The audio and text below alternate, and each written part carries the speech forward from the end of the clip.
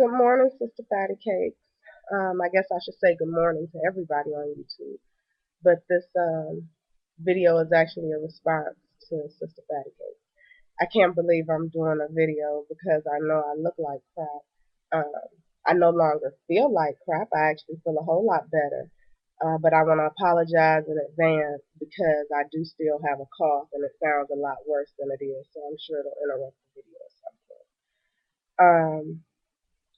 But I'm way too lazy to type it out. You asked about tennis shoes. Um, it could be the shoe. It could be the size of the shoe. Back in my pre-baby life, when I was training for that marathon, I'm trying to think of the name of the store I went to, and it's probably local, but it's a runner's store here in Cincinnati, like Bob's Runners something or other. Running sport, running spot, whatever. Find a running place. And what happened is I wear a size 9. So when I buy tennis shoes, I buy a size 9. And when I went, I had on a shoe that was an 8.5 because it was an old tennis shoe. I used to wear 8.5 and 10, it might have been men's, whatever. It fit just perfectly, just like any other shoe would fit just perfectly. And they asked me, are all your shoes 8.5s? And I said, no, most of them are 9s. I only have a few that I can fit that are 8.5s. And the shoes fit. They saw that I wasn't wearing shoes that were too small. The shoes just ran small. But they told me that when you are buying shoes to exercise in, the shoes should be bigger than the shoes that you normally wear. I don't know, I guess because of the movement you're doing. I don't really know. But what they did is they have you take your shoes off and stand on something so they could see how prone your foot is, whether you have they make you take off your shoes and then they look at your shoes like this to see if your shoes, you walk and they fall inward or if your foot goes outward. I don't remember which one is sub prone or some type of prone. Okay?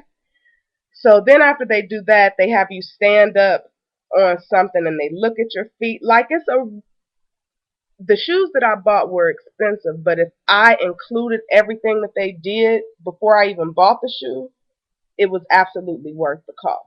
After that, they look at your feet like they're podiatrists. They take your foot in your hand, they look at your feet, your toes, they look at how your toes spread when you're standing flat on the floor. Then they go and they bring out 3 or 4 different types of shoes. They brought out Adidas, Saucony, or however you pronounce that.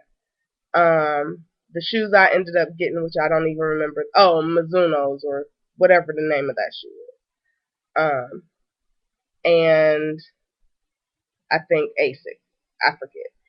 They have you try on each shoe, tell them how the shoe feels or whatever. Then they take you outside and they make you do whatever you came in there for. So since I told them I was trying to run a marathon, she made me run. She had me run halfway around the thing and then run back. And she's watching. I don't know what she's looking at. Then we go in, we change into a different pair of shoes, and she has you do the same thing. And then she asks you which felt better, the first pair or the second pair. Why? And it might be, I felt like this one was too airy, or this one didn't have a lot of support, or I don't know. I was just telling her what my foot felt like. And so you do that in all 4 shoes. She tell you what she saw as your foot was hitting the ground based on how you felt. She tell you what shoe she think you should get. In my case, it turned out to be the cheaper shoe, which I appreciated. So based on how you said your shoe felt and what she saw, or he, that's how they choose the shoe for you.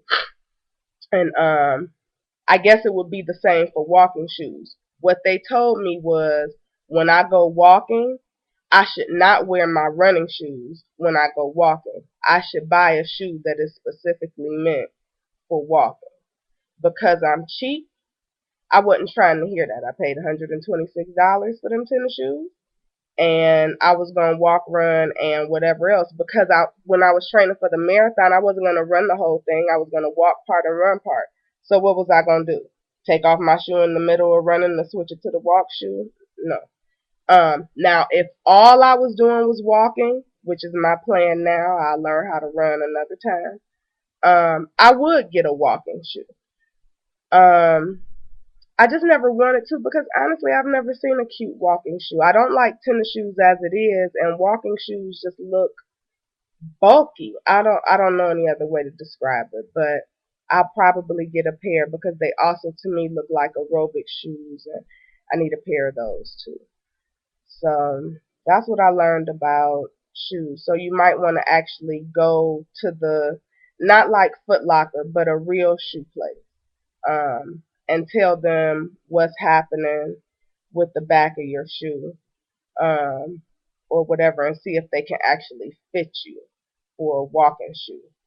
Um, and then ask them, can you wear that same shoe when you do aerobics classes? So if you go to, I don't know if you do Zumba in shoes or if you do it barefoot. But if you go to an aerobics class, can you still wear the walking shoes, or would you need some type of cross trainer? Or if you're on the treadmill, like, are you gonna need different pairs of shoes? Are you gonna need a different pair of shoes that you would wear to cross train or whatever on the elliptical or the treadmill than you would if you were outside walking, than you would if you were in a aerobics class in a gym? And is there a shoe that you can buy for all of that just because it's more cost efficient?